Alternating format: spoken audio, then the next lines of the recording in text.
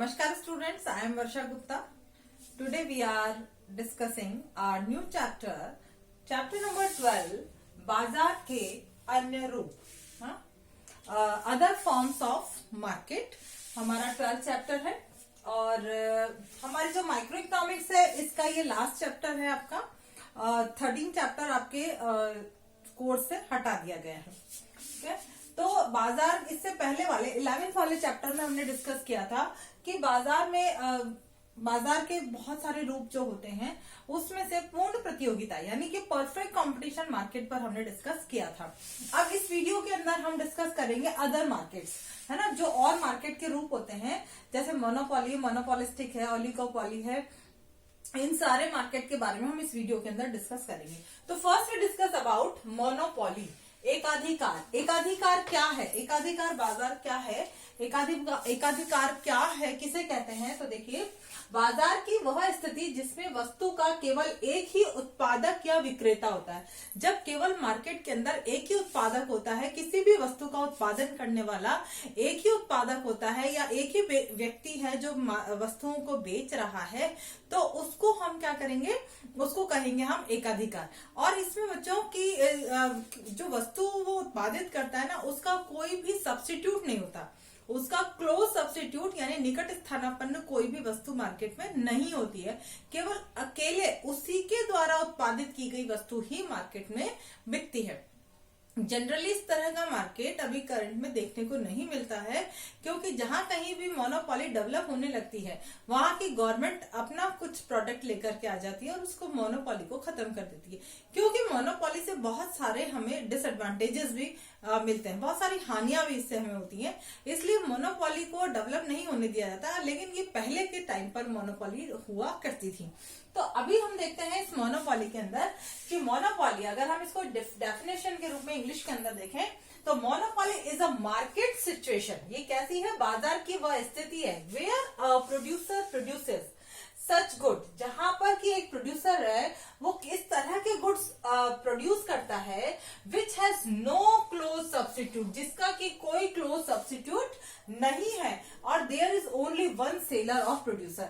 वो केवल एक ही प्रोड्यूसर या सेलर होता है और उसका कोई क्लोज सब्स्टिट्यूट नहीं होता। ये दो बातें आपको इस डेफिनेशन के अंदर लर्न करनी है कि ना तो उसका कोई निकट स्थानापन्न होता है और न ही और जो है वो केवल एक ही उत्पादक और एक ही विक्रेता होता है ना। ये दो बातों से आप अपनी डेफिनेशन को बना सकते हैं, अपनी लैंग्वेज में भी इसको लिख सकते हैं। इसके अलावा आपकी बुक के अंदर लर्नर और चैम्बरलिन की डेफिनेशन भी है, उसको भी आप लर्न करेंगे। इसके नेक्स्ट आता है फीचर्स ऑफ मोनोपोली। मोनोपोली के क्या फीचर्स हैं? मोनोपोली में किन किन कौन कौन सी विशेषताएं हैं जो मोनोपोली में हमें देखने को मिलती हैं?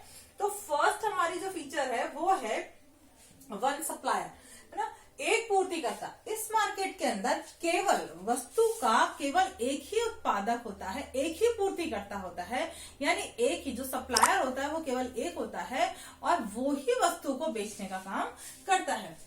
सेकेंड पॉइंट है निकट स्थानापन्न नहीं। इसके अंदर वस्तु का कोई भी क्लोज सब्स्टिट्यूट नहीं होता, उससे मिलती जुलती वस्तु कोई मार्केट के अंदर नहीं होती है। ये चूंकि अकेला उत्पादक है और इसकी जो वस्तु मार्केट के अंदर है उससे संबंधित या उसके जैसी उसका जो सब्स्टिट्यूट है जो कि उसके स्थान पर प्रयोग में ली जाए। स्थानापन्न वस्तु क्या होती है? स्थानापन्न वस्तु होती है जो कि एक वस्तु के स्थान पर प्रयोग में ली जाती है। तो इसका कोई निकट स्थानापन्न नहीं होता है। उद्योग और फर्म एक ही होती है, ये खुद ही फर्म होती है, खुद ही उद्योग होती है, यानी कि no difference between firm and industry. MR और एआर वक्र नीचे स्थित, एमआर वक्र एआर के नीचे स्थित होता है। यहाँ पर देखिए ये इस तरह की इनकी कंडीशन होती है। सपोज दिस इज ये इनका जैसे एआर कर्व है, ये एआर है और एआर और एमआर, दिस इज एमआर, यानी एमआर की जो सिचुएशन है वो एआर के नीचे स्थित होती है। इसका मतलब क्या है? AR also is a demand curve. AR को हम क्या बोलते हैं? ये डिमांड कर्व भी है और इसको हम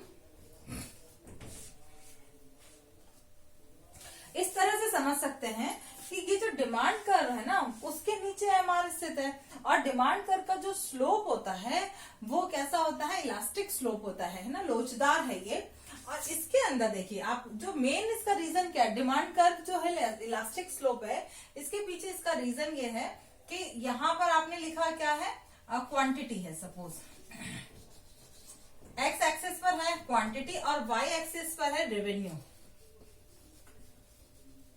तो ये क्या है यहाँ पर, या इसको हम यहाँ पर रेवेन्यू के साथ इसको ऑब्लिक प्राइस भी मैं यहाँ पे लूंगी, है ना, क्योंकि ए आर क्या है, A R is equals to P, A R और पी दोनों बराबर होते हैं। अब जो मोनोपोली है, मोनोपोली के अंदर यदि प्रोड्यूसर हाईएस्ट प्राइस रखता है, जैसे सपोज उसने ओपी प्राइस डिसाइड करी है, क्योंकि इसका डिमांड कर रहा है, वो कुछ भी प्राइस डिसाइड कर सकता है, मोनोपोली है, वो अकेला उत्पादक है, अकेला विक्रेता है, तो वो फ्रीडम है उसके पास, स्वतंत्र है कि वो कीमत का निर्धारण करे, चाहे वस्तु की उत्पादन मात्रा का। तो ओपी अगर कीमत निर्धारित करे तो वो केवल ओक्यू क्वांटिटी ही बेच पाएगा। अगर वो चाहता है कि मुझे ज्यादा क्वांटिटी सेल करनी है, OQ1 क्वांटिटी उसको सेल करनी है, तो वो OP1 उसको अपनी कॉस्ट को, अपनी जो प्राइस है उसको कम करना पड़ेगा। अगर वो चाहे कि हम ऊंची कीमत भी ऊंची रखूं और ज्यादा क्वांटिटी भी सेल करूं, ये पॉसिबल नहीं है। उसको प्राइस और क्वांटिटी दोनों में से किसी एक को ही डिसाइड करना पड़ता है। तो एमआर कर्व जो है वो एआर के नीचे स्थित होता है। ओके स्टूडेंट्स, हमारा नेक्स्ट है इसमें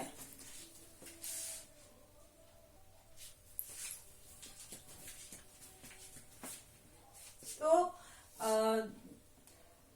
मतलब कि एक जो मोनोपोली होता है वो प्राइस और क्वांटिटी दोनों में से किसी एक को डिसाइड कर सकता है, यानी कि कीमत और मात्रा में से किसी एक का निर्धारण। जैसा कि अभी हमने डिस्कस किया था इस डायग्राम के अंदर कि ये जैसे इसकी फर्म की एआर है और ये एआर क्या होती है, इसकी डिमांड कर्व भी होती है, इसको हम डिमांड कर्व भी बोलते हैं, मांग वक्र भी बोलते हैं ये फर्म का।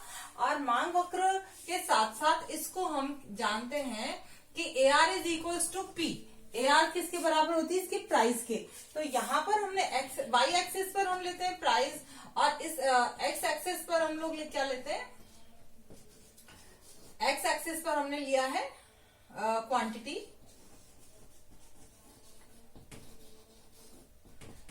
है।